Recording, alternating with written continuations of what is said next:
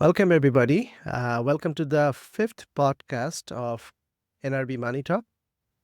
কানাডায় যারা বাড়ি কিনতে চায়, স্পেশালি যাদের প্রথমবারের মতো বাড়ি কেনার এক্সপিরিয়েন্স নাই, তাদের মধ্যে অনেক কনফিউশন দেখা যায় যখন তারা একটি বাড়ি কেনার জন্য প্ল্যান করে। আজকের এপিসোডে আমি আমার যে বাড়ি কেনার এক্সপিরিয়েন্স ছিল ৫ বছর আগে, তার খুঁটিনাটিগুলো নিয়ে আলোচনা করব এবং আমাকে অনেকেই কোয়েশ্চেন করে অনেক ধরনের স্পেশালি ফাইন্যান্সিং বা কিভাবে আমি বাড়ি খুঁজলাম, এই সবগুলো বিষয় নিয়ে খুঁটিনাটিগুলো আমি আলোচনা করব।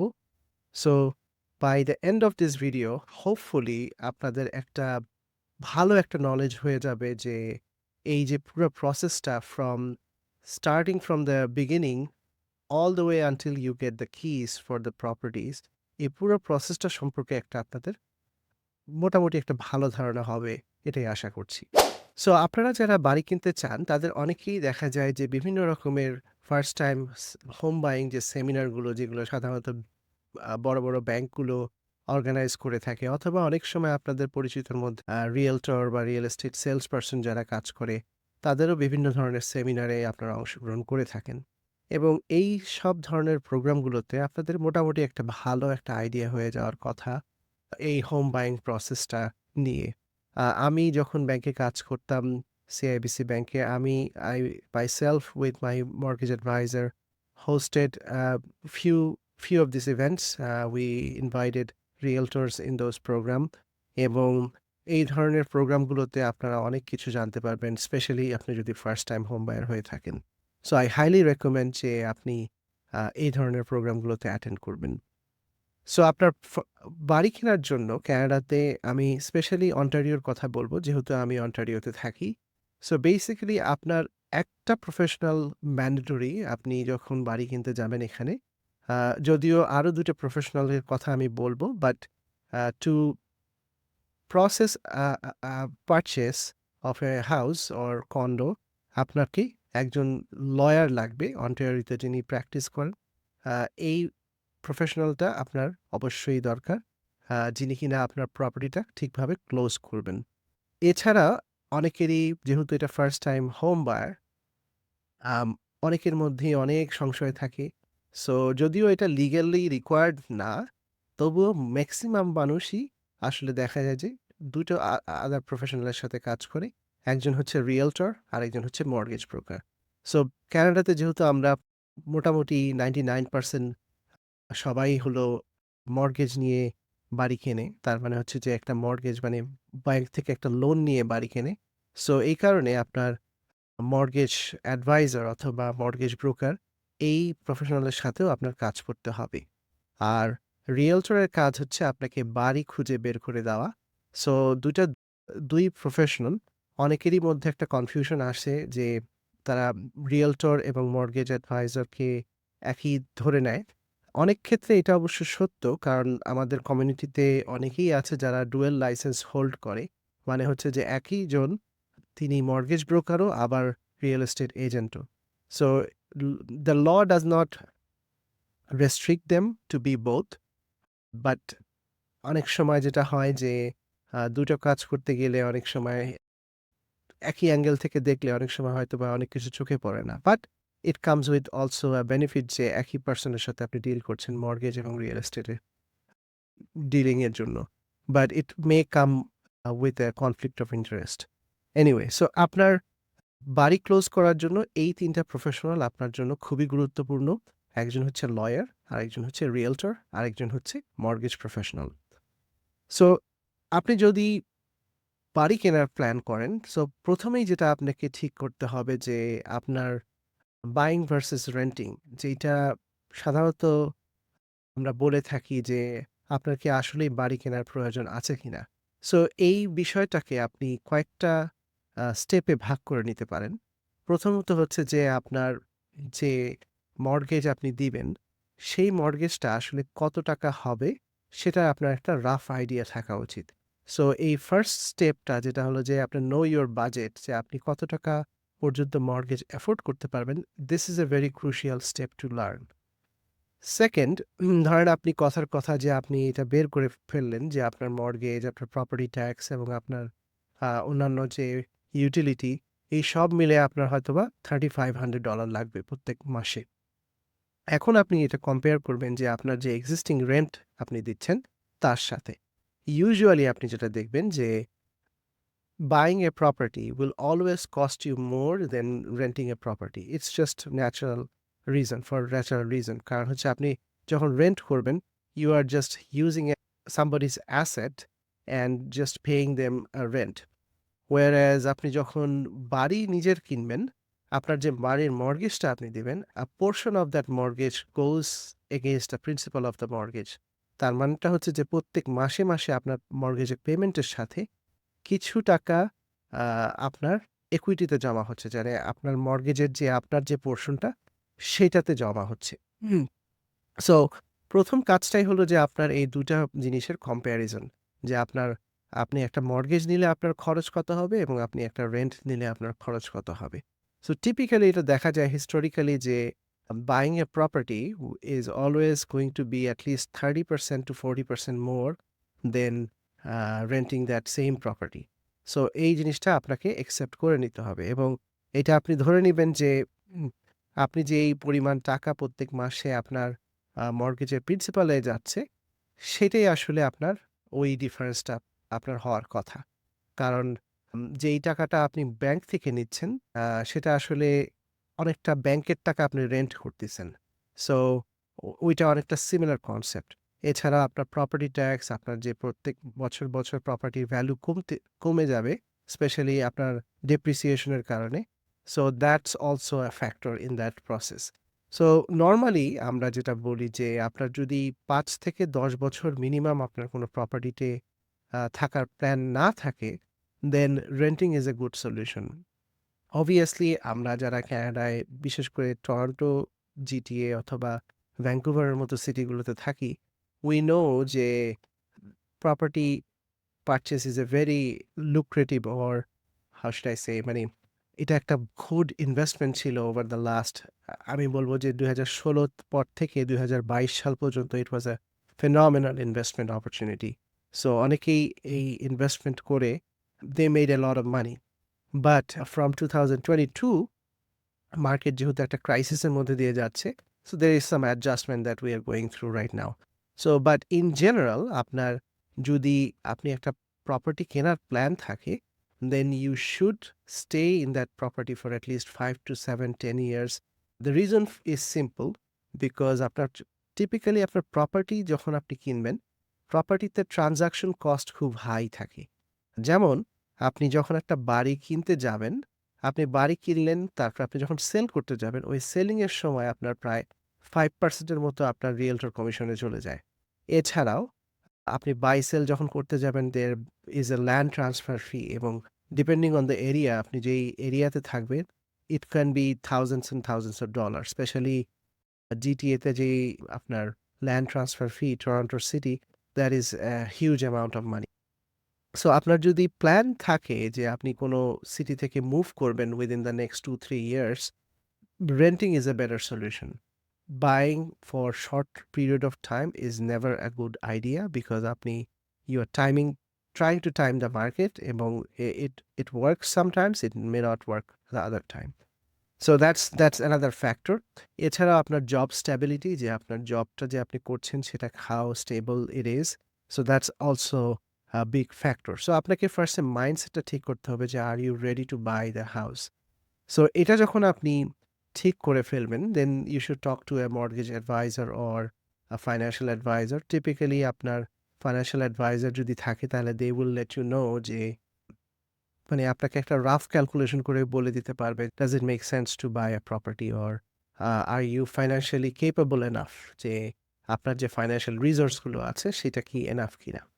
সো এই ফাইন্যান্সিয়াল রিসোর্স এর কথা বলতে গেলেই যেটা ১ম এ আসে যেটা হলো ডাউন পেমেন্টের কথাটা। যে আপনার কিরকম ডাউন পেমেন্ট আছে। So that will play a big role. আমরা জানি যে গত ২ বছর আগে ফেডারাল গভর্নমেন্ট একটা নতুন অ্যাকাউন্ট ইন্ট্রোডিউস করেছে, first home savings account. So যদি আপনার কোনো স্পাউস থাকে, so you can start saving into that first home savings account. আপনি এবং আপনার স্পাউস কম্বাইন্ডলি ৫ বছরে আপনারা প্রায় ৪০,০০০, ৪০,০০০, ৮০,০০০ টাকা আপনারা জমাতে পারবেন এই ফার্স্ট হোম সেভিংস অ্যাকাউন্টে। The beauty of this plan is আপনি যখন এই প্ল্যানে টাকা রাখবেন, then you don't have to pay any taxes on those deposits এবং আপনি যখন এই টাকাটা উইথড্র করবেন, তখন আর আপনাকে ওই টাকার উপরে কোনো ট্যাক্স দিতে হবে না বা আপনাকে এই টাকাটা কখনো ফেরত দিতে হবে না। আমি এই বিষয়ে একটা ইন ডিটেইলস একটা ভিডিও করেছিলাম। So if you are interested you can watch this video এবং এখানে ডেসক্রিপশনের লিঙ্কটা দেওয়া থাকবে। আপনি চাইলে ওইটাতে আরো ডিটেইলসে জানতে পারবেন। এছাড়াও আপনার RRSP registered retirement savings account এখানেও আপনি প্রায় uh each spouse can save up to 60,000 এবং আপনি যখন উইথড্র করতে যাবেন এই 60, 60, 120,000 will be used for the down payment. আপনি এখান থেকে যেই টাকাটা তুলবেন, সেই টাকা আবার আপনাকে ১৫ বছরের মধ্যে আপনাকে ফেরত দিতে হবে। But you can save a little bit of taxes when you are contributing to the RRSP. Again, ওই সেম ভিডিওটাতে আপনি এই বিষয়গুলো নিয়ে ডিটেইলস জানতে পারবেন। The point I'm trying to make is আপনি যখনই বাসা কেনার প্ল্যানটা আপনি রেডি করে ফেললেন, you have to think about where the down payment is going to come from. So that is the first step এবং আপনি যখন একজন মর্টগেজ অ্যাডভাইজারের সাথে কথা বলবেন বা ফাইন্যান্সিয়াল অ্যাডভাইজারের সাথে কথা বলবেন, they will give you a budget like আপনার একটা রেঞ্জ বলে দিতে পারবে যে হাউ মাচ ক্যান ইউ গো?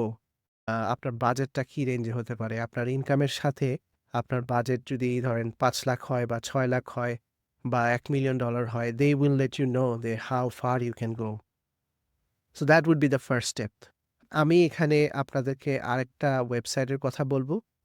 যেটা আমি যখন আরবিসি ব্যাংকে কাজ করতাম তখন um consistently used RBC mortgage payment. Um আমি আপনাদেরকে একটা ডেমো দেখাতে চাচ্ছি খুব কুইকলি যে আপনি কিভাবে এই অ্যামাউন্ট গুলো আপনি ইনপুট করে আপনি একটা রাফ আইডিয়া পেতে পারেন যে মর্টগেজের অ্যামাউন্টটা সম্পর্কে। সো আপনি গুগলে গেলে আপনি যদি গুগলে গিয়ে আরবিসি মর্টগেজ পেমেন্ট ক্যালকুলেটর দিয়ে সার্চ দেন তাহলে আপনি এরকম একটা ড্যাশবোর্ড পাবেন। So basically it's a RBC mortgage payment calculator. So আপনার ১ম এ এই ট্যাবটা আসবে। আপনি সিম্পলে আপনি এখানে সুইচ করতে পারেন অ্যাডভান্সে গিয়ে এবং এখানে আপনি গেলে একটা আইডিয়া পাবেন। যে ধরেন আপনি একটা প্রপার্টি কিনতে চাচ্ছেন যেটার দাম হচ্ছে $৬,০০,০০০ এবং আপনার কাছে প্রায় $১,০০,০০০ এর মতো আপনার ডাউন পেমেন্ট আছে। সো তার মানে হচ্ছে যে আপনার মর্টগেজ দরকার হচ্ছে $৫,০০,০০০ এর। সো আপনি এখানে $৫,০০,০০০ এর একটা ইনপুট দিবেন এবং আপনি যদি ফার্স্ট টাইম হোম বায়ার হয়ে থাকেন তাহলে আপনি এই অ্যামortization পিরিয়ডটা হচ্ছে যে আপনার মর্টগেজের total length. So usually most first time home buyer এখন যেই সিচুয়েশন এর মধ্যে কারণ প্রপার্টি প্রাইস যেহেতু অনেক high, majority of the first time home buyer they are taking 30 years amortization. Basically আপনার মর্টগেজটা ওভার দ্য 30 ইয়ার পিরিয়ডে অ্যামortize হবে। মানে স্প্রেড অ্যারাউন্ড হয়ে যাবে এই 30 ইয়ার্স এর মধ্যে। এরপরে আপনি পেমেন্টস ফ্রিকোয়েন্সি দিবেন। আমি এখানে পারপাস এই সিম্পলিফাই এর জন্য আমি মান্থলি ইউজ করছি। বাট আমি এই বিষয়ে আরেকটা ভিডিও তৈরি করব, যেখানে আমি আপনাদেরকে এক্সপ্লেইন করব যে কোন ধরনের পেমেন্ট ফ্রিকোয়েন্সি আপনার জন্য ভালো, যদি আপনার এফোর্ড করতে পারেন। Specially what are the benefit of selecting a accelerated payment option. So আমি for the sake of simplicity আমি এখানে মান্থলিটা ইউজ করছি। সো এখনকার যে মর্টগেজ রেট ধরে নিলাম যে 4.5% হচ্ছে মর্টগেজের আপনার ইন্টারেস্ট রেট আপনি পাবেন। এবং এটা আমি ধরে নিচ্ছি ফিক্সড রেট মর্টগেজ। আপনি চাইলে এখানে প্লে অ্যারাউন্ড করে দেখতে পারেন যেটা আপনার জন্য বেটার হবে এবং আপনি যেটা চান। সো 5 ইয়ার টার্ম আমি নিলাম এখানে for the sake of simplicity. So আপনি এটা ক্যালকুলেট দিলে আপনাকে আরবিসি ক্যালকুলেট করে বলে দিবে যে আপনার আসলে মর্টগেজ পেমেন্টটা কিরকম হতে পারে। সো আমরা দেখতে পাচ্ছি যে আরবিসি মর্টগেজ পেমেন্ট ক্যালকুলেটর থেকে যে আমি যদি ৳৫,০০,০০০ র একটা মর্টগেজ নেই 4.5% রেটে, আমার monthly mortgage payment just over $2,500 আসবে। এই অ্যামাউন্টটা যখন আপনি পেয়ে গেলেন, এর সাথে আপনি প্রপার্টি ট্যাক্স এড করবেন। So it can be anywhere from $100 to $400-500 depending on আপনি কোন ধরনের প্রপার্টি আপনি চাচ্ছেন এবং ওই মিউনিসিপ্যালিটির যে আপনার প্রপার্টি ট্যাক্স রেট সেটা আপনাকে জানতে হবে। সো আপনি এই জিনিসগুলো ইনফরমেশনগুলো আপনি ওয়েবসাইট থেকে পাবেন। আমি আপনাকে দেখিয়ে দিচ্ছি কোন ওয়েবসাইটে যেতে হবে এবং আপনি এই অ্যামাউন্টটা পাওয়ার পরে অন্যান্য যে আনুষঙ্গিক যে খরচগুলো আছে, ওই হিসাবগুলো আপনি এড করলেই আপনি পেয়ে যাবেন যে আপনার একটা মর্টগেজ ক্যারি করার যে অ্যাকচুয়াল কস্ট ওটা কিরকম হতে পারে। সো এই অ্যামাউন্টটা পেয়ে গেলে আপনি আপনার যে রেন্ট দিচ্ছেন সেটার সাথে আপনি কম্পেয়ার করলেই আপনি বুঝে ফেলতে পারবেন যে আপনার আ রেন্ট করা উচিত হবে নাকি বাই করা উচিত হবে। এবং আমি যেটা আগেই বললাম যে buying a property will always cost you more 30-40% আপনার রেন্টিং এর থেকে বেশি হবে। এটাই স্বাভাবিক। সো আপনি এই টুলটা ইউজ করে আপনার মর্টগেজ পেমেন্টের বিভিন্ন সিনারিও আপনি এনালাইজ করতে পারেন।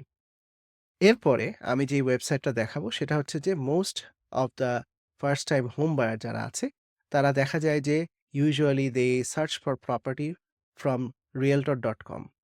সো realtor.ca একটা ডেটাবেস যেখানে আপনার সকল প্রপার্টি যেগুলো কানাডাতে আ পাবলিক ভাবে অ্যাডভার্টাইজড হয়, এটাকে বলে multiple listing service, MLS listing. So এই realtor.ca তে আপনি সব ধরনের লিস্টিং পাবেন। সো আপনি যেই প্রপার্টি নেইবারহুডে খুঁজছেন, সেখানে আপনি যদি যান, আপনি যদি নেইবারহুড দিয়ে সার্চ করেন, ধরেন আমি এখানে যদি বলি যে আমি স্কারবোরো, অন্টারিওর কথা আমি চিন্তা করি। আম তাহলে আমার আশেপাশে যে স্কারবোরোর প্রপার্টি গুলো আছে, সেগুলোর ও একটা লিস্টিং দিবে। সো আপনি এখানে সার্চ দিলে আপনি নেইবারহুডে পেয়ে যাবেন আপনার প্রপার্টি লিস্টিং। সো এখানে আপনার বিভিন্ন অপশন আছে যে ফিল্টারিং এর অপশন। আপনি যদি বাই করতে চান সেটার একটা অপশন, রেন্ট করতে চাইলে সেটার একটা অপশন। আপনি আপনার প্রাইস রেঞ্জটা বলে দিতে পারেন মিনিমাম এবং মেক্সিমাম এবং কয়টা বাথরুম, কয়টা বেডরুম আপনি চাচ্ছেন সেটাও আপনি স্পেসিফাই করে দিতে পারেন। সো ডেটাবেস যেটা করবে যে আপনার এই ক্রাইটেরিয়ার বেসিসে ওরা আপনার সকল ধরনের যে লিস্টিং গুলো আছে ওটার একটা ফিল্টার করে দিবে। সো আপনার you don't have to um, inspect all the listing. So it will save you a ton of time এবং আপনার জন্য সুবিধা হবে।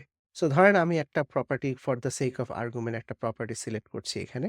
আম এই ফার্স্ট সেটা হচ্ছে কর্পোরেট ড্রাইভে একটা লিস্টিং। সো আপনি এখানে দেখতে পারেন যে আপনার প্রপার্টির যে ছবিগুলো দেওয়া থাকবে সেইগুলো আপনি ইন্সপেক্ট করতে পারেন। এটার লিস্টিং প্রাইস কিরকম, এটার নেইবারহুড কিরকম, এটার স্কোয়ার ফিট কিরকম, কয়টা বাথরুম, কয়টা বেডরুম আছে এবং আপনি এখানেও ইনফরমেশন পেয়ে যাবেন যে এই প্রপার্টিটার যে সেলার তারা কোন এজেন্টের সাথে কাজ করছেন। সো ইউজুয়ালি যেটা হয় যে আপনি যখন রিয়েলটর চুজ করবেন, আপনার realtor will talk to this person এবং these 2 people will negotiate on behalf of the buyer and seller। এছাড়াও আপনার অন্যান্য ইনফরমেশন গুলো যেটা আপনি পাবেন যে এখানে বিভিন্ন ধরনের স্ট্যাটিস্টিক্স পাবেন যে আপনার পপুলেশন কিরকম, এই নেইবারহুডের, ওই নেইবারহুডের ইনকাম কিরকম, হাউসহোল্ড ডেটা কিরকম এবং এডুকেশন যে স্কুলগুলো আছে সেগুলোর রেটিং কিরকম, আম ট্রানজিটের স্কোর কিরকম, এই সবগুলো ইনফরমেশন আপনি এখানে পেয়ে যাবেন। এছাড়াও আপনার এই ওয়েবসাইটের মধ্যেই আপনার বিভিন্ন ধরনের ক্যালকুলেটর built in করা থাকে। সো আমি যেটা আগে আপনাদেরকে দেখালাম RBC mortgage payment calculator. You can also run the same scenario here এবং আপনি দেখতে পাচ্ছেন যে এখানে আপনি সেইম আমরা যদি উম সিনারিও রান করি, আপনি দেখতে পাচ্ছেন যে এখানে বিভিন্ন ডাউন পেমেন্টে আপনার মর্টগেজ পেমেন্টটা কিরকম আসবে এবং এটার উপর বেসিস করে আপনার কি ধরনের আম ফি আপনাকে দিতে হবে সেই ইনফরমেশনটাও কিন্তু আপনি এখানে পেয়ে যাচ্ছেন। ফর এক্সাম্পল আপনি যদি ফার্স্ট টাইম হোম বায়ার না হন, আপনি দেখতে পাচ্ছেন যে এখানে প্রভিন্সিয়াল এবং মিউনিসিপ্যালিটির যে একটা বড় একটা land transfer fee almost $20,000 you have to pay. But if you are a first time home buyer আপনি কিন্তু প্রায় $8,000 এর রিবেট পাবেন। So you can play around in this software এবং আপনার একটা ভালো একটা আইডিয়া হবে যে আপনার আউট অফ পকেট কস্ট কিরকম লাগতে পারে এবং আমি অন্যান্য যে ক্লোজিং কস্ট গুলোর কথা আছে সেগুলো আমি আপনাদেরকে কিছুক্ষণ পরে বলছি। সো এখানে যেমন এই প্রপার্টিটার ক্ষেত্রে যেমন 660 আপনার লিস্টিং প্রাইস। সো ধরে নিলাম যে এই দামেই বিক্রি হচ্ছে। Listing price will never be the same as actual price. So listing price হচ্ছে যেই দামে লিস্ট করে এই সেলারের realtor. sometimes it can be very close to the actual price যদি রিয়েলটররা ভালোভাবে প্রাইস করে। They tend to keep it close to the actual price. But sometime um এই দামটা অনেক সময় বিভিন্ন ধরনের স্ট্র্যাটেজি আছে। যেমন এখনকার যে মার্কেট ভেরি কোল্ড মার্কেট মানে হচ্ছে যে খুব বেশি কেনাবেচা নাই। অনেক রিয়েলটর করছে কি যে অ্যাকচুয়াল দামে বিক্রি হবে ওটার থেকে ৳১-২ লাখ কমে লিস্টিং করে প্রাইস। আ এটার কারণটা হচ্ছে যে অনেকেই যখন এই ওয়েবসাইটগুলোতে গিয়ে সার্চ দেয়, আ যদি প্রাইসটা কম শো করে, তাহলে ওই সার্চের মধ্যে অনেকের নাম চলে আসে। So they want to reach to more audience. But it will actually be sold actually ওই বিল্ডিং এর যে পার স্কোয়ার ফিট ওটার সাথে সামঞ্জস্যপূর্ণভাবেই আপনার এই প্রপার্টিটা বিক্রি হবে। So it's a clickbait approach, but this is working right now for some of the property. So আপনার রিয়েলটর আপনাকে আপনি যখন বলে দিবেন যে আপনার এই ক্রাইটেরিয়া, ওই সবের ভিত্তি করে আপনাকে এরকম লিস্টিং পাঠাবে। রিয়েলটরদের আলাদা একটা এই ধরনের ডেটাবেজ আছে। They are in the same listing, MLS listing, but they have a professional version of this listing. So their version has some more information. ওখানে আরো বিভিন্ন ধরনের ডেটা পাওয়া যায়। যেমন লিগ্যাল ডেসক্রিপশন এর ডেটা পাওয়া যায়। ক্লোজড সেল প্রাইস যেগুলো হয়েছে রিসেন্টলি ওই বিল্ডিং এ সব ইনফরমেশন গুলো ওরা আরো একটু ভালোভাবে পায়। সো বাট আপনি এইখান থেকেও এই ওয়েবসাইট থেকেও আপনি অনেক ধরনের ইনফরমেশন পাবেন। যেমন এখানে এই বিল্ডিং এর অন্যান্য যে অ্যামেনিটিস গুলো আছে সেগুলো আপনি কিন্তু পেয়ে যাচ্ছেন। এছাড়াও আমার যে পার্সোনাল ফেভারিট একটা সফটওয়্যার আমি ইউজ করি সেটার নাম হচ্ছে হাউস সিগমা। সো হাউস সিগমাটা আমি আপনাদেরকে দেখাতে চাচ্ছি। সো হাউস সিগমাতে যখন আপনি যাবেন, you get the same kind of data. Basically House Sigma যেটা করে যে MLS এর ডেটাটাই পুল করে, but they show it in a different way এবং তাদের অ্যাপ্রোচটা আমার কাছে বেশি সুইটেবল মনে হয়। আমি যখন নিজে পার্সোনালি বাড়ি কিনেছি, I used House Sigma extensively এবং অ্যাকচুয়ালি আমার যে রিয়েলটরের কাছে আমি যেই ক্রাইটেরিয়া গুলো বলে দিয়েছিলাম এবং উনি আমাকে যেই লিস্টিং গুলো পাঠিয়েছিল, অ্যাকচুয়ালি আমি যে আল্টিমেটলি যে প্রপার্টিটা আমি কিনি, ওটা কিন্তু আমার রিয়েলটর আমাকে পাঠায়নি। ওইটা আমি হাউস সিগমা থেকে আমার যে ক্রাইটেরিয়া গুলো লিস্টিং করেছিলাম, সেগুলোর বেসিসে আমি ফিল্টার করে বের করেছিলাম।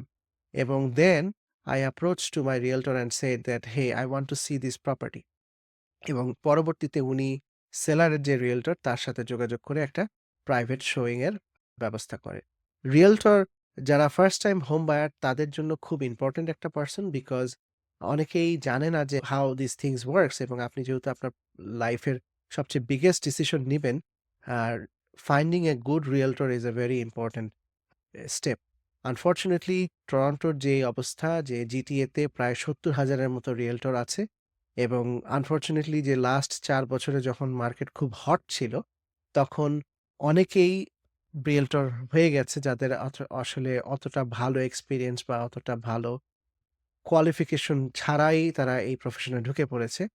So the good news is যে লাস্ট ২ বছরে যেহেতু মার্কেট খুব স্লো ছিল, those part time realtors are all pretty much gone.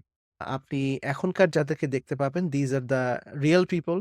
They are still here এবং these people are full time এবং you wanna make sure যে আপনি যেই নেইবারহুড এ প্রপার্টি কিনছেন, আপনার রিয়েলটর যাতে ওই নেইবারহুড সম্পর্কে পরিচিত হয়। যে উনি যাতে জানে যে এই নেইবারহুড এর প্রাইস রেঞ্জটা কিরকম।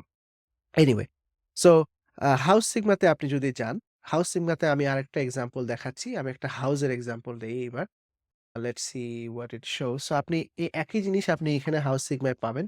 You can switch your range এবং আপনি যেকোনো ধরনের এখানে বললেই ওরা আপনাকে দিয়ে দিবে। আপনি যদি স্পেসিফিক টাইপের প্রপার্টি চান, সেগুলোরও আপনি ফিল্টার করতে পারেন। সো আপনি ধরেন আমি এখানে একটা এক্সাম্পল নেই যে 1.2 মিলিয়নের এই বাসাটা।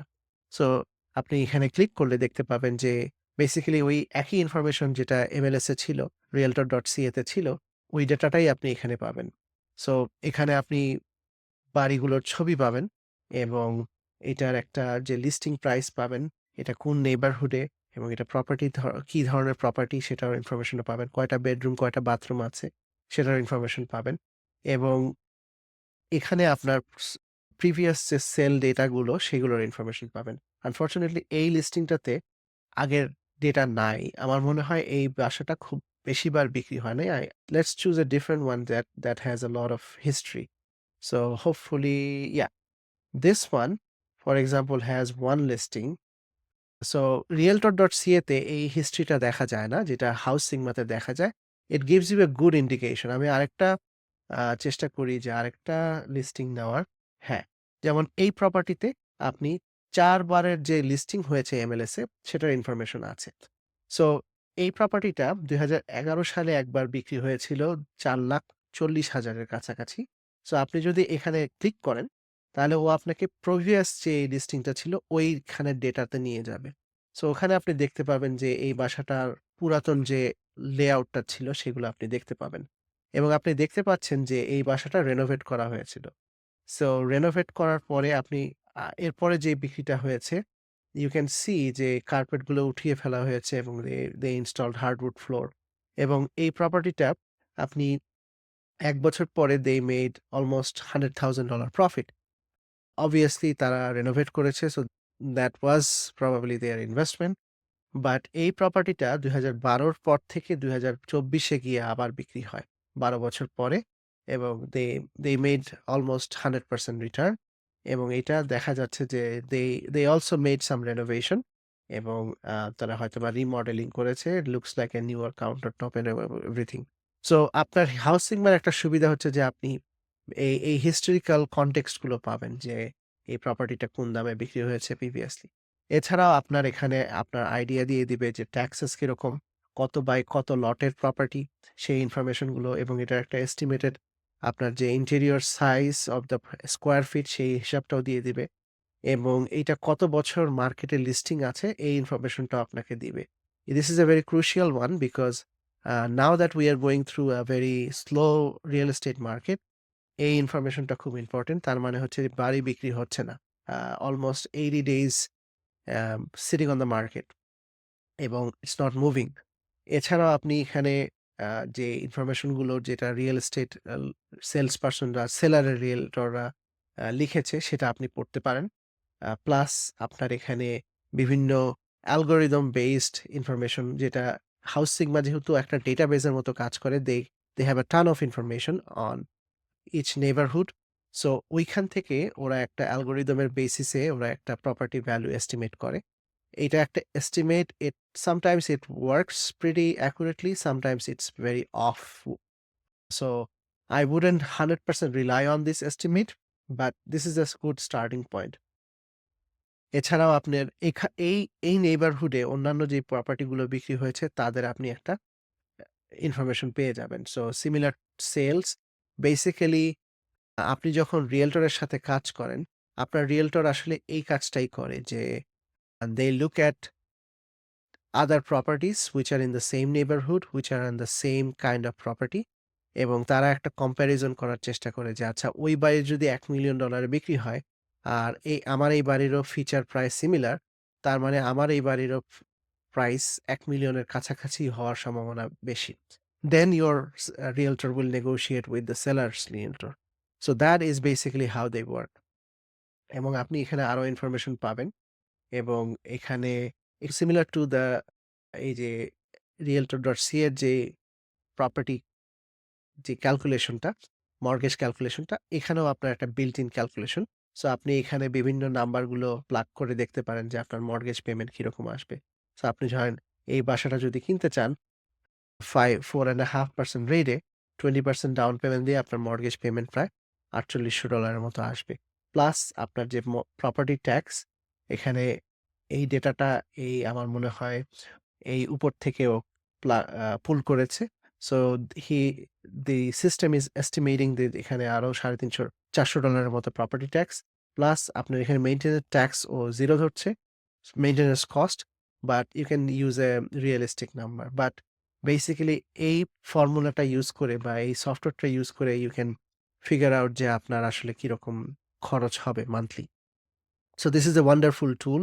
I highly recommend everybody using it, এবং এটাতে আপনি দেখতে পারবেন যে এই নেইবারহুডে প্রপার্টি প্রাইস কিভাবে ফ্লাকচুয়েট করেছে ওভার দ্য লাস্ট 5 ইয়ার্স, এবং এই মার্কেটটা কোল্ড নাকি হট এই জিনিসটাও আপনি একটা আইডিয়া পেয়ে যাবেন। সো আ এছাড়াও এখানে আরো অন্যান্য ধরনের ইনফরমেশন আছে যে which can be very useful for some people. এছাড়াও আমি আরেকটা ওয়েবসাইট ইউজ করেছিলাম। যেহেতু আমি একটা কন্ডো কিনেছি, so I wanted to get some more information এবং এই ইনফরমেশনটা জন্য আপনার condos.ca এই ওয়েবসাইটটা খুব হেল্পফুল ছিল। সো আমি আপনাদেরকে এটার একটা ডেমো দেখাতে চাচ্ছি। সো আপনি যদি condos .ca তে যান, বেসিক্যালি এই ওয়েবসাইটটা শুধুমাত্র কন্ডোর স্পেসিফিক ইনফরমেশন গুলো আরো ডিটেইলসে আপনার জানাবে। সো ফর এক্সাম্পল আমার এখানে এক্সট্রা আসছে যে এই প্রপার্টিটাই ধরেন এই building A. So what am I looking for? So what I am looking is the some more information. So House Sigma থেকে আমি অনেক ইনফরমেশন পেয়ে যাই। But some of the informations are better here. For example এই বিল্ডিংটায় যেটা 70 টেম্পারেস street downtown টরন্টোতে একটা বাসা। এখানে আপনার ৮২১ স্কোয়ার ফিটের একটা প্রপার্টি এবং এখানে ২ বেডরুম প্লাস 1 ডেন, 2 বাথরুম এবং এখানে আপনি অন্যান্য ইনফরমেশন পাবেন যে সাউথ এক্সপোজারটা কোন দিকে, ওপেন ব্যালকনি, এই বিল্ডিং এর বয়স কত, তারপরে এই বিল্ডিং এর স্কোয়ার ফিট প্রাইস কিরকম। সো এটা খুব ইম্পর্টেন্ট। কারণ হচ্ছে যে আপনার স্পেশালি কন্ডোর ক্ষেত্রে যে স্কোয়ার ফিট প্রাইস হলো আপনার অনেক ইম্পর্টেন্ট একটা factor because most of the condos units are pretty much similar layout এবং একই ধরনের অ্যামিনিটি থাকে। সো আপনি যদি জানতে পারেন যে আপনার ওই বিল্ডিং এর এভারেজ কন্ডো প্রাইস মানে পার স্কোয়ার ফিট কত, তাহলে আপনি মোটামুটি জানতে পারবেন যে আপনার ওই ইউনিটের দাম কিরকম হতে পারে। সো আপনি এখানে গেলে দেখতে পারবেন যে এই বিল্ডিংটাতে আপনি যদি একেবারে নিচে নেমে আসেন তাহলে দেখতে পারবেন যে এই বিল্ডিং এ হিস্টোরিক্যাল যে স্কোয়ার ফিটের price, how much is it? So এখানে আমরা দেখতে পাচ্ছি যে ২০১৬ সালে এটা ছিল প্রায় ৮০০ square feet per $৮০০ per square feet. ২০১৭ তে এটা বেড়ে যায় এবং we saw the peak in 2022, which was like $1,250 per square feet, which dropped to almost $1,100, $40 per square feet right now. এবং এটা আরো কমার সম্ভাবনা বেশি, specially in the downtown condo market. এখন খুবই কন্ডো একটা ক্রাইসিসের মধ্যে দিয়ে যাচ্ছে, স্পেশালি যেগুলো নতুন কন্ডো এসেছে। কারণ ওগুলো এত ছোট, ওই বাসাগুলোতে এখন কেউ আসলে থাকার জন্য কিনছে না। সবাই রেন্টিং এর জন্যই কিনছে। আর যেহেতু আমাদের এখানে ইমিগ্রেশন কমে গেছে, এতগুলো ইউনিট অ্যাবজর্ব করার মতো রেন্টার এখন আর অত নাই। So this is a big reason why we might see a big condo crash এবং আমি এটা নিয়ে অলমোস্ট ১০ মাস ধরে বলছি। You can check out my other YouTube channel, যেখানে আমি কন্ডো ক্র্যাশের কথা এক্সটেন্সিভলি বলেছি। But this is happening now. Anyway, so এই ৩ টা ওয়েবসাইট থেকে আপনি ভালো ইনফরমেশন পেয়ে যাবেন এবং আপনার যদি রিয়েলটরের সাথে কাজ করেন, আপনার রিয়েলটরে আপনাকে এই বিষয়গুলোতে হেল্প করবে। সো ফার আপনারা বুঝতে পারছেন যে আপনি যদি ফার্স্ট টাইম হোম বায়ার হয়ে থাকেন, realtor can be a very good resource. But যেটা আমার এক্সপেরিয়েন্স থেকে বলে, অনেক রিয়েলটর বাংলাদেশী এখানে অনেক সময় এখানে কনফ্লিক্ট অফ ইন্টারেস্ট থাকে এবং দে সামটাইমস ওভারবিড অ্যান্ড হয়তোবা সেলারের যে রিয়েলটর থাকে তার সাথে তাদের ব্যক্তিগত পরিচয়ের কারণে অনেক সময় they overbid or they do close deals which are beneficial to them, not the buyer. So I highly recommend যে আপনি ব্লাইন্ডলি কাউকে ফলো করেন না unless they are your family member, you are trusting them very blindly বা ওরকম। মানে আমি যেটা বলতে চাচ্ছি যে you listen to the realtor but use your own judgment. Sometimes there can be conflict of interest, but majority of the good realtors will always work in the best interest of your situation. Again রিয়েলটরদের যে main job সেটা হচ্ছে যে আপনার হয়ে এই contract গুলো negotiation করা, সেলার আর রিয়েলটরের সাথে, আপনার সাথে বিভিন্ন প্রাইভেট শোয়িং এর অ্যারেঞ্জমেন্ট করা এবং আপনার অনেক সময় আপনি নিজেও ওপেন হাউসে চলে যেতে পারেন।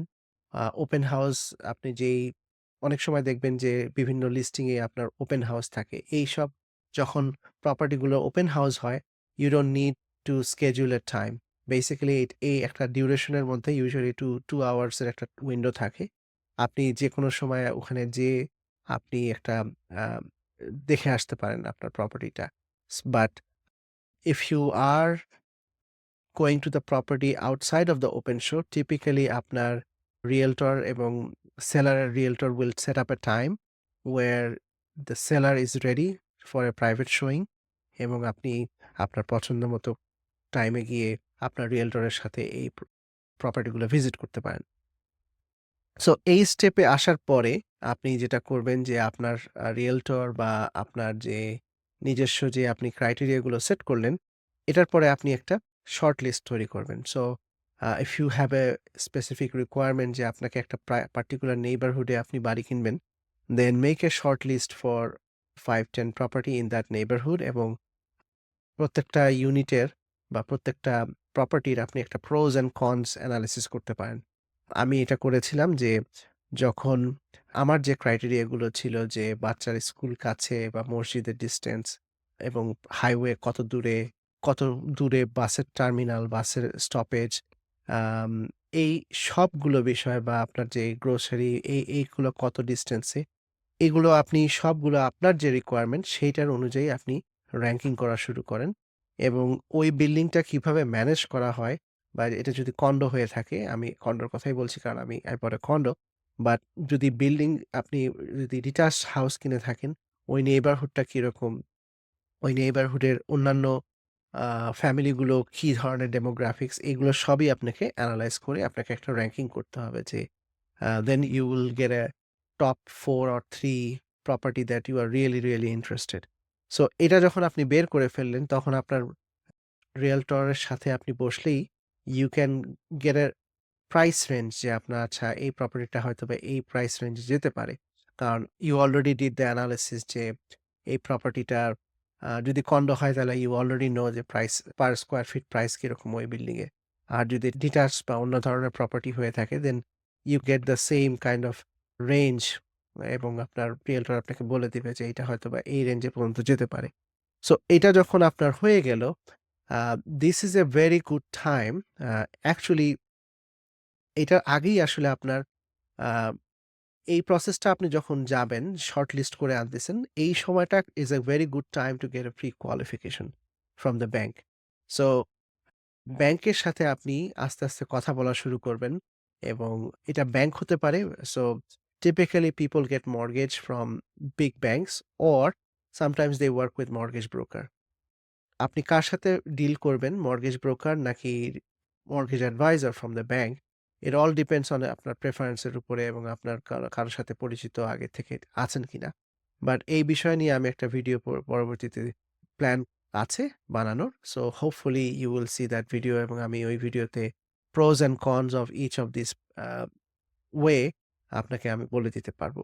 বাট বেসিক আইডিয়াটা হচ্ছে যে আপনার এই স্টেজে আসার আগেই আপনাকে একটা রাফ এস্টিমেট করতে হবে যে আপনার আ একটা সর্ট অফ রেঞ্জ, যেটা আমরা ১ম এই বললাম যে আপনার মর্টগেজ অ্যাডভাইজার বা ফাইন্যান্সিয়াল অ্যাডভাইজার এর সাথে আপনি যখন একটা কথা বলবেন, they will give you a like a number, ballpark number. So আপনি যখন শর্ট লিস্ট করবেন, you need to talk to your mortgage professional এবং there are typically 2 স্টেজে আপনি এই ডিলিংসটা করতে পারেন। আপনার যখন কোনো প্রপার্টি সিউরলি আপনার কোনো সিলেক্ট করা নাই, ইউজুয়ালি আপনি আ যখন মর্টগেজ প্রফেশনালদের সাথে কথা বলবেন, they typically give you a like a generic document যেটাকে বলে সাধারণত প্রি-কোয়ালিফিকেশন। সো প্রি-কোয়ালিফিকেশনটা হলো সাধারণত আপনি যাবেন, ব্যাংকে বসবেন, আপনার হয়তোবা একটা ইনকাম নিয়ে ওরা একটা সিস্টেমের মধ্যে একটা রাফ একটা অ্যামাউন্ট বলে দিবে আপনাকে। টিপিক্যালি আপনার এই স্টেজে কোনো আপনাকে ক্রেডিট চেক করবে না বা আপনার কোনো ফুল ইনকাম ডকুমেন্ট ভেরিফিকেশন এর কিছু হবে না। So this is the first step, প্রি কোয়ালিফিকেশনটা। এটা আপনাকে একটা আইডিয়া বলে দিবে যে আচ্ছা আপনার রেঞ্জটা ৪ থেকে ৫ লাখ বা ৬ থেকে ৮ লাখ, এই ৬ থেকে ৬.৫ লাখের মধ্যে মর্টগেজ হওয়ার রেঞ্জটা আপনাকে বলে দিবে। This is very important because this is going to give you a like a range যে আপনি কত টাকার বাজেটের আপনি অফার করবেন। আরেকটা প্রসেস যেটাকে বলে pre-approval which is very formal application, যেখানে আপনার এই মর্টগেজ অ্যাডভাইজাররা বা মর্টগেজ ব্রোকাররা আপনার কাছ থেকে পুরোপুরিভাবে ডকুমেন্টেশন নিবে এবং আপনার কাছ থেকে আ আপনার পে স্টাব, আপনার জব লেটার এবং আপনার ক্রেডিট পুল করবে এবং আপনার সোর্সেস অফ ডাউন পেমেন্ট যে আপনি কোথা থেকে ডাউন পেমেন্ট গুলো দিচ্ছেন, এই সবগুলো কিছু ভেরিফাই করবে। এবং ভেরিফাই করার পরে আপনাকে একটা প্রি অ্যাপ্রুভাল লেটার দিবে এবং টিপিক্যালি এই প্রি অ্যাপ্রুভাল লেটারটার ওখানে আপনাকে বলে দিবে যে আসলে কত টাকা আপনাকে অ্যামাউন্ট মর্টগেজ ওরা অ্যাপ্রুভাল করছে এবং এখানে আপনার অন্যান্য যে টার্মস গুলো থাকে যেমন ইন্টারেস্ট রেট কিরকম হবে বা আপনার মর্টগেজ অ্যামortization কিরকম হবে এই সবগুলো আপনাকে একটা আউটলাইন করে দিবে। এবং নরমালি এই রেটটা আপনার 90 days to 120 days depending on the lender এই পরিমাণ সময়ের জন্য আপনাকে ওরা লক করে দিবে। সো যদি ইন্টারেস্ট রেট বেড়ে যায় 90 ডেইজ থেকে ১২০ দিনের মধ্যে, they will give you the rate that they quoted you. But যদি এর মধ্যে ইন্টারেস্ট রেট আরো কমে যায়, then you will get the better rate যেটা হলো ক্লোজিং এর সময় যে রেটটা থাকে, আপনাকে যেটা কম রেট থাকবে সেটাই আপনাকে দিবে। সো এ এই জিনিসটা খুব ইম্পোর্টেন্ট যে আপনি যখন শর্ট লিস্ট করে ফেললেন এবং you are starting to make offer.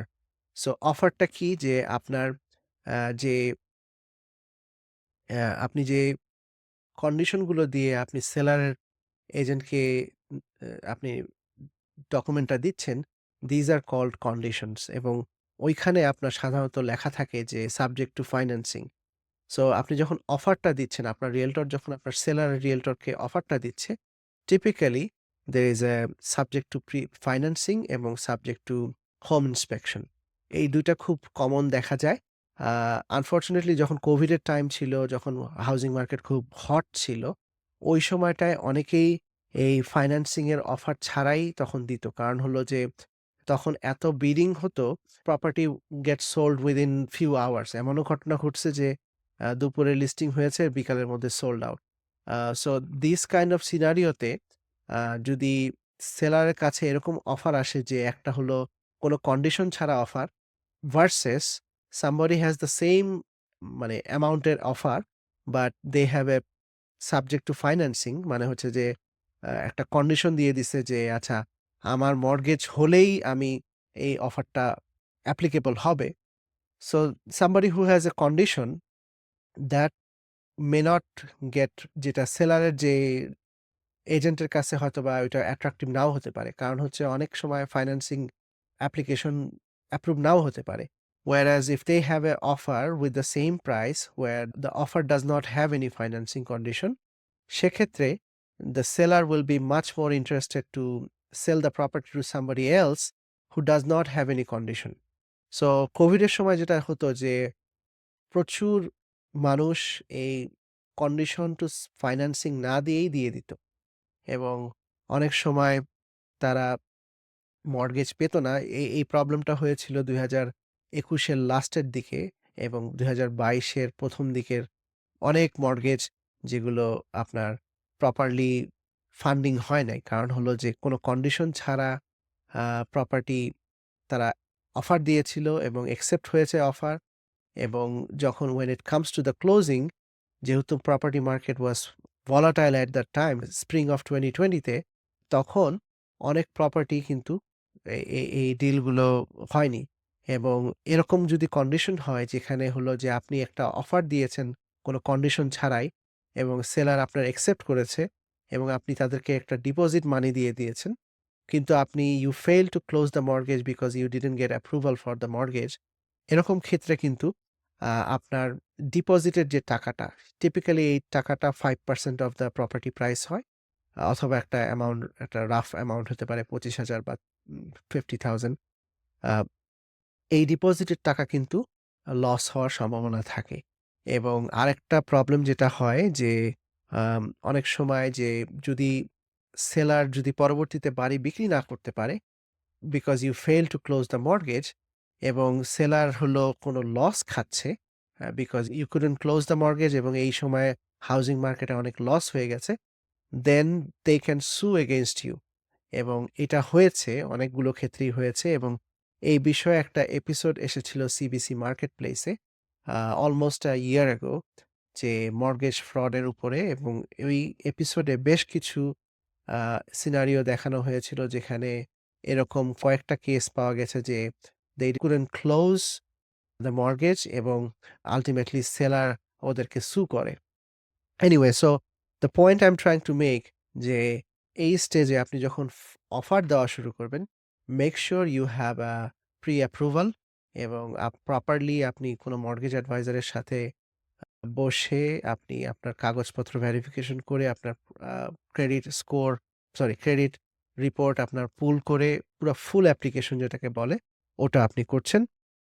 তাহলে যেটা হবে যে আপনার এই যে anxiety টা আর থাকবে না এবং আ you can have a much better time. কারণ এই প্রসেসটা আপনি যখন ফার্স্ট টাইম হোম বায়ার হবেন, এই প্রসেসটা কিন্তু খুব হেক্টিক একটা পিরিয়ড। আমি ওই সময় নিজে ব্যাংকে কাজ করেছি এবং I saw a lot of closing. But still I had the feeling এবং আমার কলিগ ছিল mortgage advisor. He did my mortgage. He already told me যে তোমার ইনকাম দিয়ে তুমি কোনো প্রবলেম হবে না। But I still had the feelings যে আনটিল এভরিথিং গোজ স্মুথলি এই জিনিসটা আসলে সবার জন্যই খুব স্ট্রেসফুল। সো প্রি অ্যাপ্রুভাল এবং আপনার এই আরেকটা কন্ডিশন টিপিক্যালি থাকে যেটা হলো যে হোম ইন্সপেকশন। বেসিক্যালি আপনার কন্ডিশনের মধ্যে একটা থাকে যে আপনি একটা ইন্ডিপেন্ডেন্ট হোম ইন্সপেক্টরকে হায়ার করবেন। Usually it can be $300-500 depending on the area এবং depending on the work project. But আপনার পকেট থেকে আপনি $500-1000 দিচ্ছেন এবং আপনার home inspector they are trained to inspect home. Basically they are third party independent inspector যারা হচ্ছে ওই বাড়িতে যাবে যেয়ে আপনার ফাউন্ডেশন চেক করবে বা মেজর যে স্ট্রাকচারাল জিনিসগুলো আছে সেগুলো চেক করবে এবং আপনাকে একটা রিপোর্ট দিবে। সো ওদের রিপোর্টে যদি আপনার এমন হয় যে এমন কোনো কিছু বের হলো যেটা আপনার প্রপার্টির জন্য খারাপ, you can negotiate the price. অনেক সময় দেখা যায় যে প্রবলেম যদি খুব সিভিয়ার হয়, তাহলে you may not enter into the deal. কারণ আপনি জেনে শুনে কেন একটা খারাপ প্রপার্টি কিনবেন? So it's very important to get a home inspection. Fortunately এখন যে market, slower market, if you are buying the property right now, you probably will put a condition home ইন্সপেকশনের। স্পেশালি কন্ডোতে হয়তোবা অনেক সময় হোম ইন্সপেকশন অতটা জরুরি না। কারণ কন্ডোর বিল্ডিং এ সাধারণত মোটামুটি স্ট্রাকচারাল ইস্যু বা ওগুলা বিল্ডিং এর থেকেই হ্যান্ডেল করা হয়। বাট যদি আপনি ডিটাচড বা অন্য ধরনের প্রপার্টি কেনেন, home inspection becomes more important. Condo it's a hit or miss. আপনি যদি টাকা সেভ করতে চান, যদি নিউয়ার কন্ডো হয়, দেন আপনার রিয়েলটর যদি এক্সপেরিয়েন্সড হয়, হি মে suggest or she may suggest to have a home inspection or not to have a home inspection. It all depends.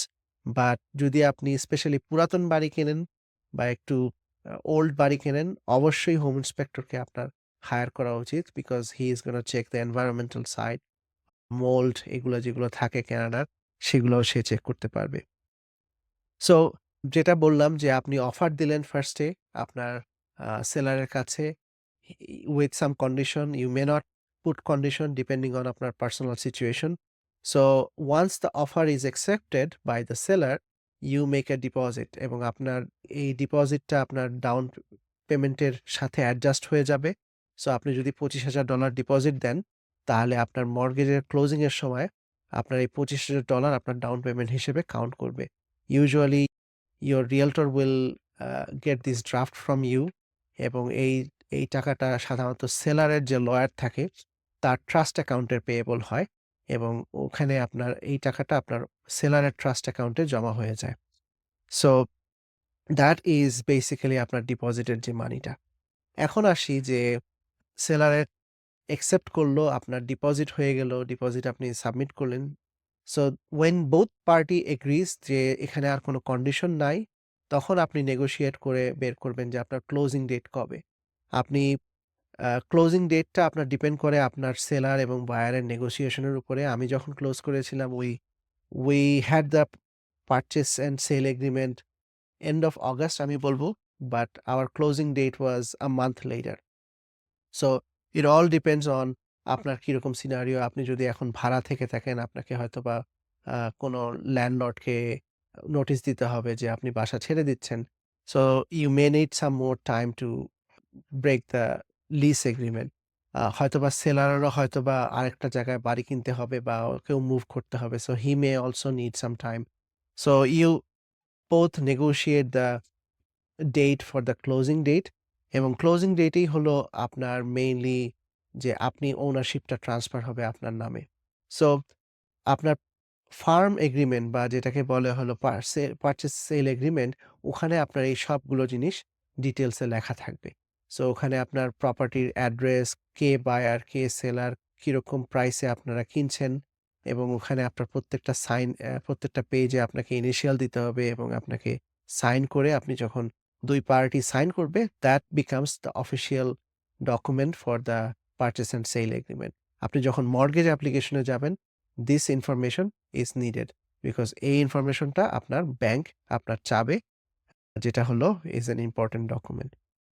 এখন আসি যে আপনি পারচেজ অ্যান্ড সেল এগ্রিমেন্ট হয়ে গেল, আপনি আগেই প্রি অ্যাপ্রুভাল করে ফেলেছিলেন। So what's the next step? So the next step is getting the mortgage fully done এবং যেটাকে বলে যে ফুল অ্যাপ্রুভাল যেটা।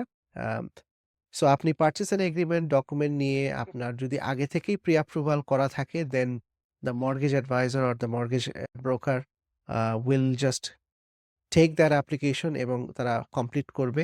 So now that you have the property address and everything, they will submit with all the documents to the lender. So আপনার এই মর্টগেজের সময় আরেকটা document লাগে, সেটাকে বলে হচ্ছে MLS listing realtor version. Basically যেই প্রপার্টিটা আপনি কিনবেন ওইটার ডিটেইলসের যে ডকুমেন্টটা থাকে সেটা সাধারণত রিয়েলটর আপনাকে দিয়ে দিবে মর্টগেজের অ্যাপ্লিকেশনের জন্য। সো আপনার পারচেজ এগ্রিমেন্ট লাগবে, রিয়েলটরের version of the MLS listing লাগবে। এছাড়াও আপনার প্রপার্টি ট্যাক্সের ইনফরমেশন লাগবে এবং আপনার ইনকাম লাগবে এবং ব্যাংক আপনার ক্রেডিট পুল করবে এবং they want to see your down payment source. So এই সবগুলো আপনার জিনিসগুলো লাগবে। এই বিষয়ে আমি আরেকটা ভিডিও করেছিলাম যে হাউ ব্যাংক অ্যাপ্রুভস মর্টগেজ। আপনারা চাইলে ওই ভিডিওটা দেখতে পারেন। ওখানে আমি ডিটেইলসে এই সবগুলো ফ্যাক্টর নিয়ে কথা বলেছি।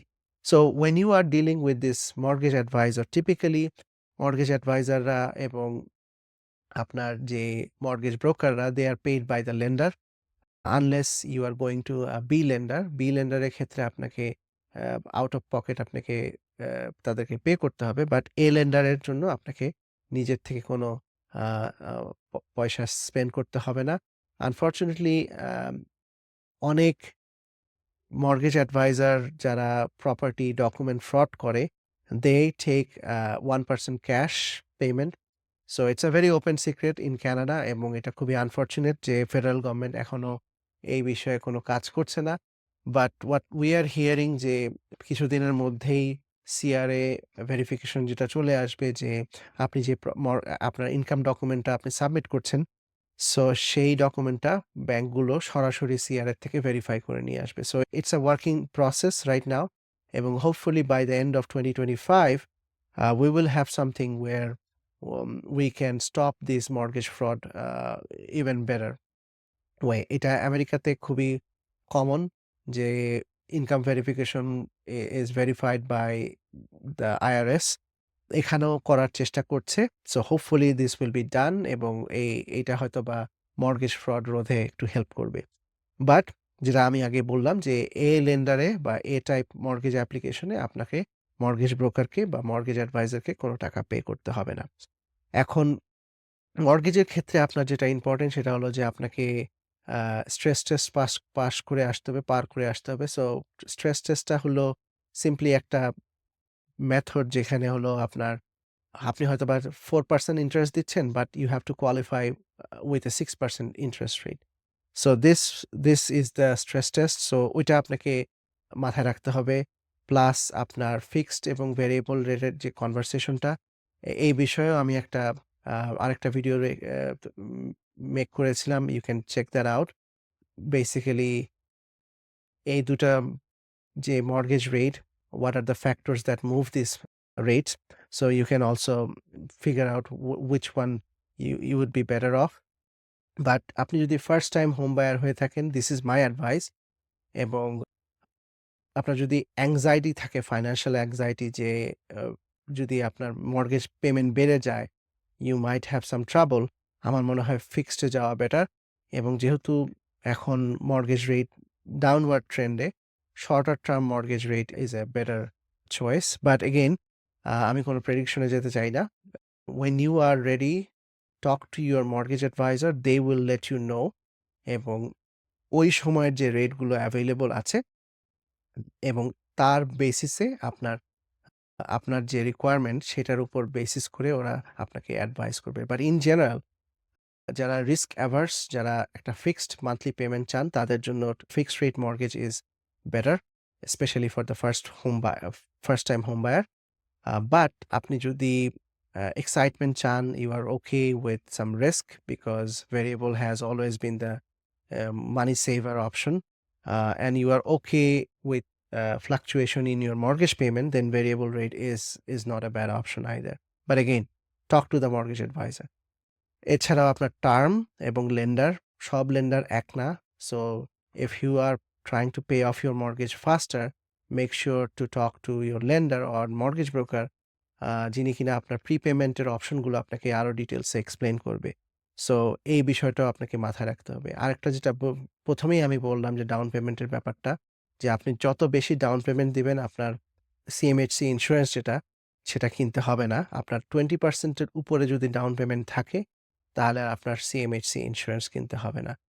আর যদি 20% এর নিচে আপনার মর্টগেজ পেমেন্ট ডাউন পেমেন্ট হয়, তাহলে আপনাকে সিএমএইচসি ইন্সুরেন্স কিনতে হবে। সিএমএইচসি ইন্সুরেন্সটা ব্যাংককে প্রটেক্ট করে, আপনাকে প্রটেক্ট করে না। এগেইন আমার মর্টগেজের যে ডিটেইলসের ভিডিওটা, ওটা দেখলে আপনি আরো জানতে পারবেন। সো আপনার এই বিষয়ে কথা হয়ে গেল। মর্টগেজ অ্যাডভাইজারদের সাথে কথা বললেন, মর্টগেজ আপনাকে অ্যাপ্রুভ করে দিল এবং আপনাকে ওরা একটা কমিটমেন্ট লেটার দিয়ে দিল যে on basis of your income document এবং ডাউন পেমেন্ট এবং আপনার ক্রেডিট স্কোর, এই সবগুলোকে ওরা বিবেচনা করে আপনাকে একটা মর্টগেজের রেট অফার করলো এবং that is the final commitment letter ওরা আপনাকে দিয়ে দিবে। সো এই পর্যায়ে অনেকেই আছে যারা বাসায় ওঠার আগে কিছু কাজ করাতে চায়, যেহেতু this is a perfect time to do some renovation work. So talk to your realtor, they might have some referral for contractor. আমি নিজের পার্সোনাল এক্সপেরিয়েন্স থেকে খুব বাজে একটা এক্সপেরিয়েন্স ছিল। I hired a Bengali guy এবং at one point I had to beg him to get out of my home. He took almost a month to finish a work that could be done in I would say 1 week max. So আমি এই বিষয়ে আপনাদেরকে highly recommend করব যে you get referral. অনেক সময় আমি দেখেছি যে চাইনিজদের মধ্যে অনেক ওয়ার্ক এথিক আছে। বিশেষ করে ওরা টাইমলি কাজটা শেষ করে দেয়। So you talk to your realtor and they might have a good network of other contractor, because contractors are very difficult people to deal with এবং এরা অনেক সময় ক্যাশে কাজ করে। If you are paying with cash, it's you save the HST amount, but you are on the hook if they don't do the work properly, because আপনার কোনো কাগজপত্র নাই, আপনি কোনো পেপার ওয়ার্ক নাই আপনার ওই লসুট করার বা আপনার তাকে কোনো লিগ্যাল ফ্রেমওয়ার্কের ভিতরে আনার। So I highly recommend you pay HST, the 13%. I know it's a big amount, but আপনার নিজের প্রোটেকশনের জন্য এটা ইম্পর্টেন্ট যে আপনি প্রফেশনালদের সাথে কাজ করেন এবং things get the things done properly. আপনার কাজের কোয়ালিটি বেটার হবে। আমার পার্সোনাল এক্সপেরিয়েন্স থেকে বলতে পারি যে the Bengali guy took almost a month এবং to this day we still don't, মানে একটা বলে না মনের ভিতর থেকে একটা বদদোয়া আসা, ওই জিনিসটা আসে ওই ভদ্রলোকের প্রতি আমাদের। বাট আই হোপ যে উনি হয়তোবা এখন ভালো করে মানুষের কন্ট্রাক্টরের কাজ করে। But anyway, so choose your contractor wisely. The last few steps are basically আপনি যখন এই স্টেজে চলে আসবেন, আপনার মর্টগেজ অ্যাপ্রুভাল হয়ে গেল, আপনার মর্টগেজের এই সময় আপনাকে রিয়েলটর আপনাকে বলবে যে usually they have a network of lawyer, যারা হলো ওই যে ১ম এই যেটা বললাম যে আপনার একটা লয়ার লাগবে। আপনার লয়ার বেসিক্যালি আপনার হয়ে যে লিগ্যাল পেপার ওয়ার্ক সেগুলো তারা করবে। Usually lawyer cost around ১৫০০ to ২৫০০ এই রেঞ্জে। এবং তাদের কাজ হলো আপনার ওই প্রপার্টিটার সবকিছু চেক করা, টাইটেল সার্চ করা, লিন সার্চ করা, এইগুলো জিনিস সার্চ করা এবং সেলারের যে লয়ার আছে তার সাথে কোঅর্ডিনেট করা এবং যেদিন ক্লোজিং ডে হবে, সেই দিন তার কয়েকদিন আগেই আপনাকে ওরা ওদের অফিসে ডাকবে এবং you go to their office. আপনার হয়তোবা আইডি চাবে, 2 পিসেস অফ আইডি নিয়ে তারা ভেরিফাই করবে আপনাকে এবং তারা আপনার কাছ থেকে কিছু পেপার ওয়ার্ক সাইন করায় নিবে। So this is the paper work from the lawyer side এবং যেদিন ক্লোজিং ডেটে আপনার লয়ারের ট্রাস্ট অ্যাকাউন্টে আপনার যে ব্যাংক তারা ওয়্যার ট্রান্সফার করে মর্টগেজের অ্যামাউন্টটা পাঠিয়ে দিবে এবং আপনি যখন এই যে লয়ারের কাছে যাবেন পেপার ওয়ার্কের জন্য, লয়ার আপনাকে ওরা একটা এস্টিমেট আপনাকে একটা অ্যামাউন্ট বলে দিবে। So basically what happens on the closing day, the lawyer has to balance all the funds. So they have to receive the money from your lender, mortgage company. They have to pay out the existing lender, যারা সেলারের mortgage আছে তাদেরকে pay out করে দিতে হবে এবং they have to adjust the property tax, যেই পরিমাণ টাকা property tax seller already pay করে দিয়েছে, they have to adjust those amount এবং লয়ারের যে ফি অথবা রিয়েলটরের যে কমিশন, আমি এখন পর্যন্ত রিয়েলটরের কমিশনের কথা বলি নাই। এই সবগুলো ফি they will adjust এবং তারা আপনাকে অ্যাডজাস্টমেন্টের একটা ডকুমেন্ট আপনাকে দিয়ে দিবে ক্লোজিং ডেতে এবং ওরা আপনাকে বলে দিবে যে আপনি যখন 2 পিসেস অফ আইডি নিয়ে সাইন করতে যাবেন paperwork, then they will let you know যে আপনাকে একটা ড্রাফট নিয়ে যেতে হবে। একটা ব্যাংক ড্রাফট নিয়ে যেতে হবে, paid to the lawyer trust fund, trust account এবং ওরা আপনাকে বলে দিবে যে ব্রিং এত, এত টাকার আপনার একটা ড্রাফট অ্যামাউন্ট নিয়ে আসেন। সো ওরা আপনাকে বলে দিবে যে আচ্ছা বেসড অন দ্য মর্টগেজের যে টার্মস ছিল, যদি আপনি 5% ডাউন পেমেন্ট দিয়ে বাড়ি কেনেন বা 10% ডাউন পেমেন্ট দিয়ে বাড়ি কেনেন, ওই যে ১ম এ আপনি ডিপোজিটের টাকা দিলেন ওটাও কিন্তু অ্যাডজাস্ট হবে এই অ্যাডজাস্টমেন্টের মধ্যে। এটাকে বলে ওরা একটা ডকুমেন্ট দেয় আপনাকে, স্টেটমেন্ট অফ অ্যাডজাস্টমেন্ট। এই ডকুমেন্টের মধ্যে সবগুলো অ্যামাউন্টের অ্যাডজাস্টমেন্টের লিস্ট দেওয়া থাকে। So they will let you know যে আপনাকে বাকি কত টাকা ডাউন পেমেন্ট হিসেবে লয়ারকে লয়ারের কাছে টাকা দিতে হবে। সো এই টাকাটা আবার আপনার ওই যে ভেরিফাইড যে সোর্স যেটা হলো আপনার আরআরএসপি বা আপনার এফএইচএসএ অ্যাকাউন্ট, এখান থেকে আসতে হবে এবং এই টাকাগুলো আপনি যখন তুলতে যাবেন টিপিক্যালি আপনার ব্যাংকে আপনি যোগাযোগ করবেন যখন ওই ড্রাফটের কিনতে যাবেন তার এট লিস্ট ৭ দিন আগের থেকে আপনি যোগাযোগ করবেন। আমার যেটা রিকমেন্ডেশন।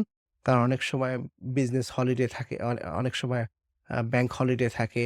সো আপনি যদি ৭ দিন আগে থেকে এই টাকাগুলো আপনার ব্যাংক অ্যাকাউন্টে নিয়ে আসেন, then it will be easy for you to get the bank draft.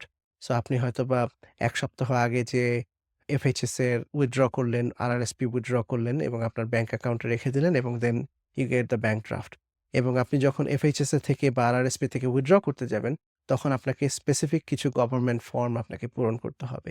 আপনি যখন ব্যাংকে যাবেন, ওরাই আপনাকে বলে দিবে কোন ধরনের ফর্মগুলো পূরণ করতে হবে। So basically on the closing date, your lawyer will do all this adjustment এবং that's what the legal requirement that they have to do. এই স্টেজেই আপনার রিয়েলটরের যে কমিশন সেটাও তারা কেটে রাখবে। টিপিক্যালি আপনার বায়ারের এজেন্ট পায় 2.5%। আপনার আপনার ওই যে পারচেজ অ্যান্ড সেল এগ্রিমেন্টের মধ্যেই দেখবেন যে একটা সেকশনের মধ্যে রিয়েলটরের যে কমিশন ওটা আপনার স্পেসিফাই করা থাকে এবং সেলারের যে রিয়েলটর তারাও ইউজুয়ালি 2.5% পায়। সো টোটাল আপনার 5% এই কমিশন এই ২ রিয়েলটর স্প্লিট করে। নাও অনেক সময় যেটা হয় যে বায়ারের রিয়েলটরদের আসলে কাজ রিলেটিভলি ইজিয়ার থাকে। ডিপেন্ড করে। অনেক রিয়েলটর হয়তোবা ক্লায়েন্টকে অনেক বেশি সময় দেয়, অনেক বেশি শো করতে হয়। So this is A business for them. So this is A costly thing for them. So obviously they don't want to do hundreds of showings, right? So তারা অনেক সময় দেখা যায় যে অনেক বায়ারকে শো করে, মানে তাদের সাথে শোয়িং এ যায়, but the buyer does not buy anything. So যেহেতু এটা একটা commission based role, if they don't close any property, they don't make any money. So they typically average it out. But basically অনেক সময় যেটা দেখা যায় যে বায়ারের যে এজেন্ট তারা অনেক সময় ক্যাশব্যাক দিয়ে থাকে। So normally it can go as high as 1% cashback. মানেটা হচ্ছে যে আ বায়ারের এজেন্ট তার মানে হচ্ছে 1.5% আপনার কমিশন পাচ্ছে। So it's a one to one negotiation with your realtor. এটা আপনার রিয়েলটরের সাথে কিরকম রিলেশনশিপ সেটার উপর ডিপেন্ড করে।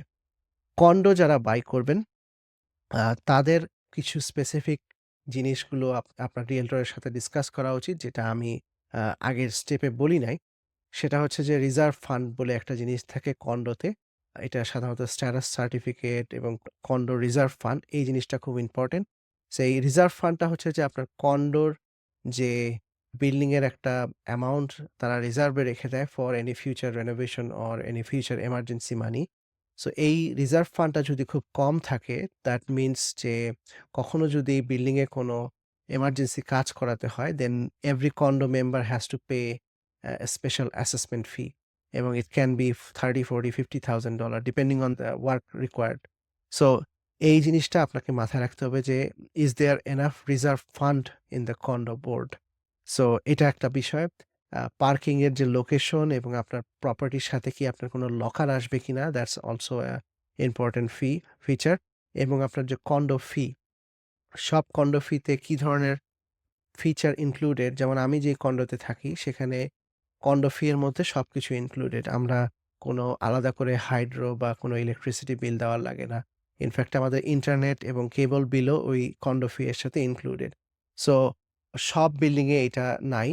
এবং আপনি যেই ওয়েবসাইটটার কথা আমি বললাম যে condos.ca, ওখানে আপনি দেখতে পারবেন যে ওখানে আরেকটা চার্ট দেওয়া আছে যে কন্ডো ফি পার স্কোয়ার ফিটে কত? টিপিক্যালি এটা আপনার 50 সেন্টস পার স্কোয়ার ফিট, এটা হলো আপনার standard. If the condo fee is close to 1%, then you really need to look into what you are getting back from that condo fee. অনেক ক্ষেত্রে যেমন আমাদের বাঙালি কমিউনিটির এখানে বেশ কিছু কন্ডো বিল্ডিং আছে আম ড্যানফোর্থ এরিয়াতে, যেগুলোতে আপনার condo fee is more than $1,200 a month. So it's a huge condo fee. So make sure you are checking যে ওই কন্ডো ফি এর ভিতরে আসলে কি ধরনের ফিচার্স ইনক্লুডেড। আপনি যদি ব্র্যান্ড নিউ কন্ডো কিনেন, typically it can B as low as 30-40 cents per square feet. এবং ব্র্যান্ড নিউ বাসাগুলোতে সাধারণত আপনার ইউটিলিটিটা আলাদা থাকে। So that's also a reason why the fees are so low. So that's pretty much it. I hope যে এই ফুল step by step যে প্রসেসটা আমি এক্সপ্লেইন করলাম, আ হয়তোবা কয়েকজনের হেল্প হবে। আমি এই একই প্রসেসটা এট লিস্ট ৫ থেকে ১০ জনকে এক্সপ্লেইন করেছি। সো আই থট যে it's a right time to make a long video, যাতে এই ভিডিওটা আমাকে মানে এই একই প্রসেসটা সবাইকে রিপিট না করতে হয়। Hopefully this will help a lot of people. Um আগামী এপিসোডে আমি অন্য কোনো টপিক নিয়ে ফেরত আসবো। But if you like this video, please make sure to subscribe, এবং এটা আপনাদের অন্যান্য যারা ফ্যামিলি মেম্বার আছে যারা এই বাড়ি কেনার প্ল্যান করছে তাদেরকে আপনারা এই ভিডিওটা শেয়ার করলে হয়তোবা তাদেরও হেল্প হবে। So s until then, see you in the next video. Thank you.